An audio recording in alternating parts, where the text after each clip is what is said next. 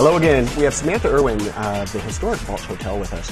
And Samantha, I understand that the hotel actually was, it was like not a boarding house, but like apartments or something. Mm-hmm. And then there was some like a rooming house or something. And then there was actually a residence, or it was a residence. Were those all at one time, or was it this happened, and this? Yeah, from my understanding, it started out as a hotel.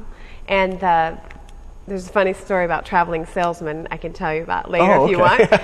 So it started out as a hotel, and then I believe after that it became an apartment complex or apartments or boarding house type facility, and then it moved into a private residence, and then now it's been restored back to the hotel. To a hotel. Yeah. So when it was a residence, was it the entire place? No. Oh, okay. It was interesting.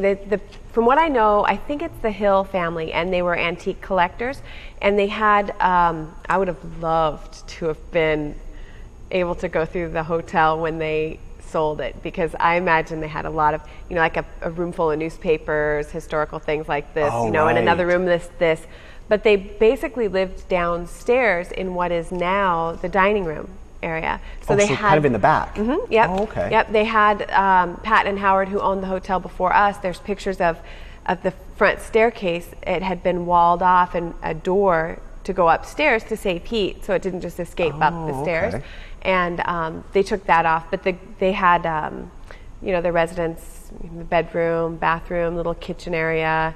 I think maybe a little stove or something for heat, and it was all in that small back area. So about maybe a third of the downstairs, the first floor, is where they lived. Okay. And I think they had chickens running through the basement. I think that was the family, yeah. Well, when Patricia and Howard Green had it, they owned it they bought it in 1986? Right. Okay. And then they owned it, I think you said, for 20 years, so until 2006. Yeah. And they restored it and reopened it as a hotel? Mm-hmm. Then what happened is they have some property, I think up near Friend, somewhere up here, and they're from Portland. They have H.L. Green Company. It's, I think he's retired now, but he's a construction man. Okay. So he knows how to do all of that great stuff.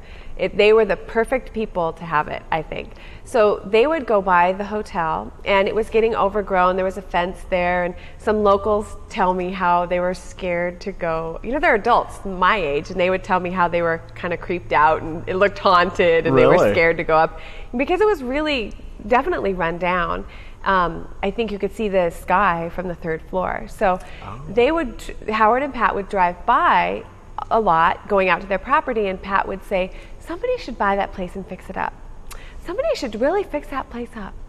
Somebody should buy that place and fix it up. And so one day Howard came up to her, and he had this thing in his hand, and he said, well, you said somebody should fix that up, and so here you go. And he gave her the key to the hotel.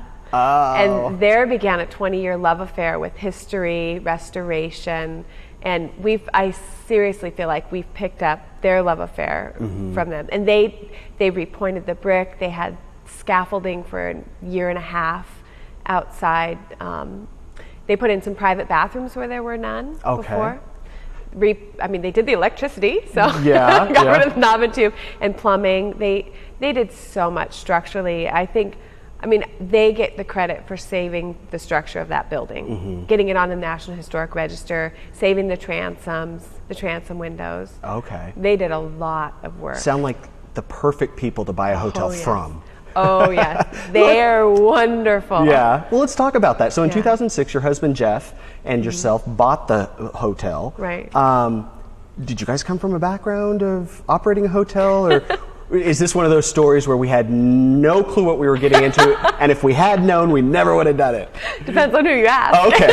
And when? What time of the year and stuff, huh? Right, right. Well, let's see, I'll try to think of all the questions you asked me.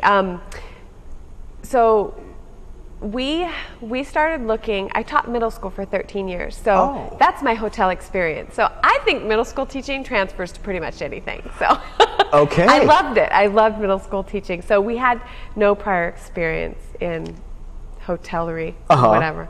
And my husband, he loves his job. He still has his full-time job, and I was looking for something mostly. I think my vision was really weddings, to do some weddings. And for a couple years, we looked and looked and looked for places. And there were lots of closed doors. And it's kind of divine intervention, honestly. We were looking at places, and my brother, who lives in Bremerton, Washington, sent us just a little classified ad in the newspaper talking about the Balch Hotel. And so he sent that to us. We called and we came and looked at it. And this was in, I think, May. The prior November, they had an auction and sold out everything, sold off all the furniture, everything. It was empty. When we walked in the back door, it was empty. So in May, we walked in the back door, and my heart started skipping a beat again. I got really excited because I just started to fall in love with the building again. It's the curved, the plaster that it curves into the windows inside. The window frames aren't on top of the plaster. It's a bullnose, like kind of a bullnose into it. The old double hung windows. It's just beautiful. I fell in love with original old fur floors, that soft fur, and you can see all the nail marks and stains and things like that. So we walked in, and I fell in love with the building and said, okay, if this is it, you better open the doors. Right. And the doors opened. That was in May. I retired in June from teaching.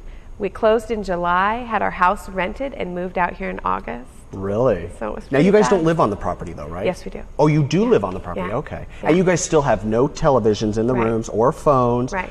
Or radio. Or radio. You want people to disconnect. However, you do provide Wi-Fi. Right. There's Wi-Fi. Yeah.